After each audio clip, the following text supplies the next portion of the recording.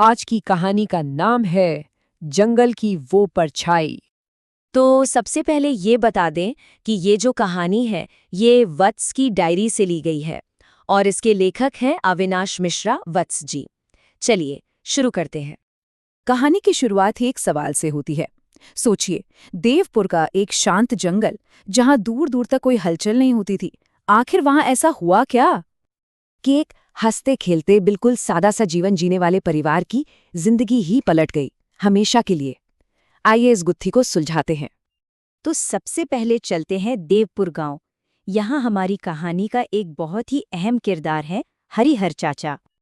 अब हरिहर चाचा की जिंदगी थी कैसी?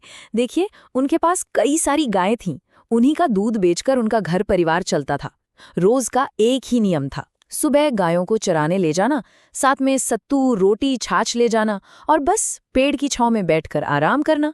मतलब अपनी सादा सी जिंदगी में वो बहुत खुश थे, बिल्कुल संतुष्ट। सब कुछ एकदम ठीक चल रहा था, रोज की तरह। पर फिर एक दिन सब कुछ बदल गया। वो जो शांति थी ना, उस पर जैसे किसी की नजर लग गई। तो हुआ क्या? हुआ ये कि हालात पूरी तरह से पलट गए। जहां पहले हरिहर चाचा एकदम भले चंगे थे, अब वो बहुत बीमार पड़ गए। जो गायें रोज बाहर चरने जाती थीं, अब बेचारी खूंटे से बंधी रहती थी। और वो हंसता खेलता परिवार अब मजबूर हो चुका था। और इसी मजबूरी में हरिहर चाचा ने अपनी साली के बेटे मोहन को गांव बुलाया मदद के लिए। और बस यहीं से कहानी में मोहन की एंट्री होती है। उसे क्या पता था कि उसका आना एक नई मुसीबत को दावत देना है।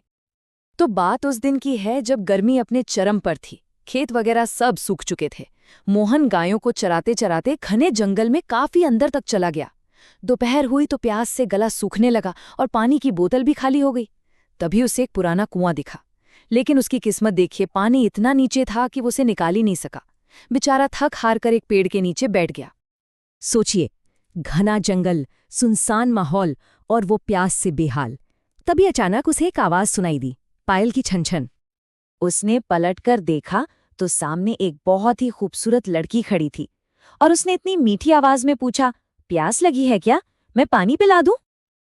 मोहन कुछ जवाब ही नहीं दे पाया, बस उसे देखता रह गया। उस लड़की की आंखों में ना एक अजीब सी कशिश थी, एक खिंचाव था, जैसे वो सम्मोहित हो गया हो।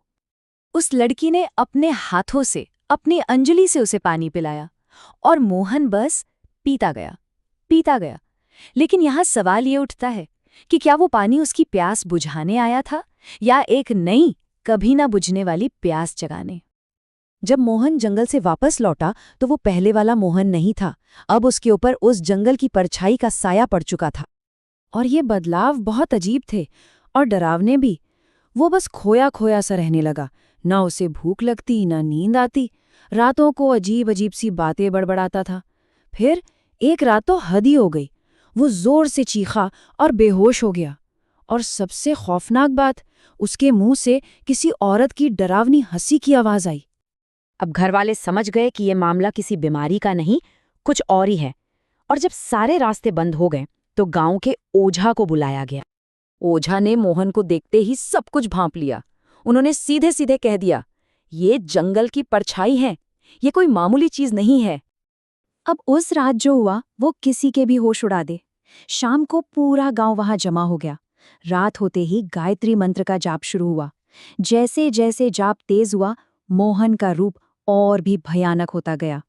सुबह होने से ठीक पहले ओझा की नजर जमीन पर पड़े एक गुलाब के फूल पर गई, जिस पर खून लगा था।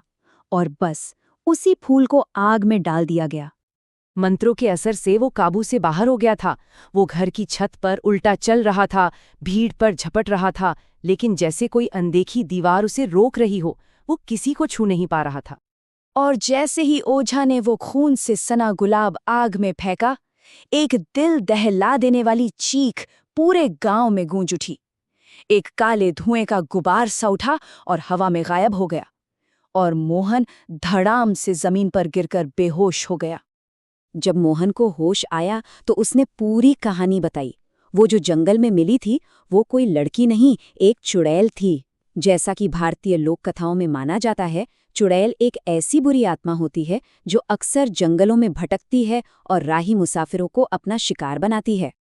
इस खौफनाक वाकये के बाद हरिहर चाचा का परिवार तो ठीक हो गया, लेकिन उन्होंने उस जंगल की तरफ दोबारा कभी मुड़कर नहीं देखा। पर हाँ, इस कहानी ने देवपुर के लोगों को एक ऐसी सीख दी जो वो कभी नहीं भूले।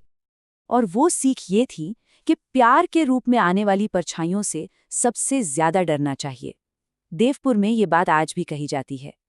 ये कहानी एक सवाल हमारे लिए भी छोड़ जाती है। क्या हर वो चीज जो खूबसूरत दिखती है वो सच में अच्छी होती है?